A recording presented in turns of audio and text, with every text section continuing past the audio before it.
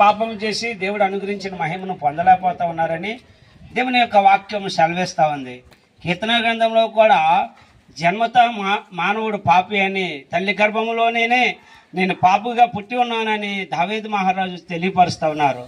పిల్లరా, ఈ విధముగా తల్లి గర్భంలో ఉంటుండగా పాపంలోనే నా తల్లి కన్నదే అని చెప్తూ ఉండగా, మరి పాపి అయిన మానవుడు పరలోకానికి వెళ్ళాలంటే, స్వర్గానికి వెళ్ళాలంటే అవకాశం లేదు.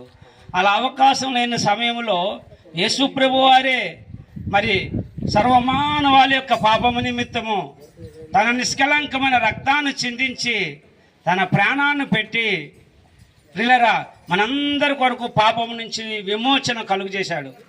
ప్రియులరా, ఒక మారుబడి కొట్టులో ఏదైనా ఒక వస్తువు పెట్టినప్పుడు ఆ వస్తువును మళ్ళీ తిరిగి వెల చెల్లించి ఆ యొక్క వస్తువును మనం తెచ్చుకుంటాం, వడ్డీతో పాటు వెల చెల్లించి.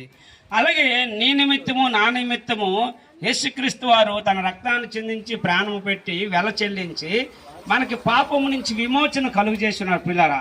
కనుక ఇక పాపం మన మీద ఏలుబడి చేయక దేవుని స్వతంత్రులుగా జీవించడానికి అవకాశం ఎవరైనా కలిగించారంటే అది యేసు ప్రభువారే. కనుక ఆ యేసు ప్రభువాన్ని విశ్వసించి ప్రతి ఒక్కరూ కూడా ఆ యేసు ప్రభువాన్ని విశ్వసించి మీ దేవుడిగా అంగీకరించి మీరు ప్రభువుని వెంబడిస్తే కనుక ప్రియులరా ఆ యొక్క ప్రభువు మీకు నిత్య నరకం తప్పించి పరలోకాన్ని అనుగ్రహిస్తూ ఉంటారు.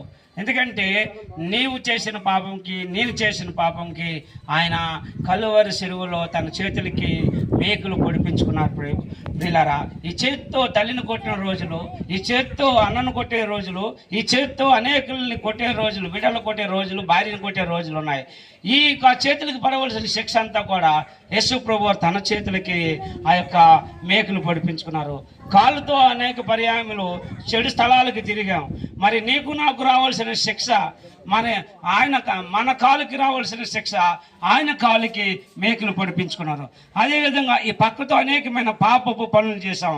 మన పక్కలో ఆ బల్లిపు పోటు పొడిపించుకోవాల్సిన ఆ పరిస్థితి అలాంటిది మన నిమిత్తం యేసు ప్రభు వారే తన పక్కలో బల్లిపు పోటు పొడిపించుకున్నారు.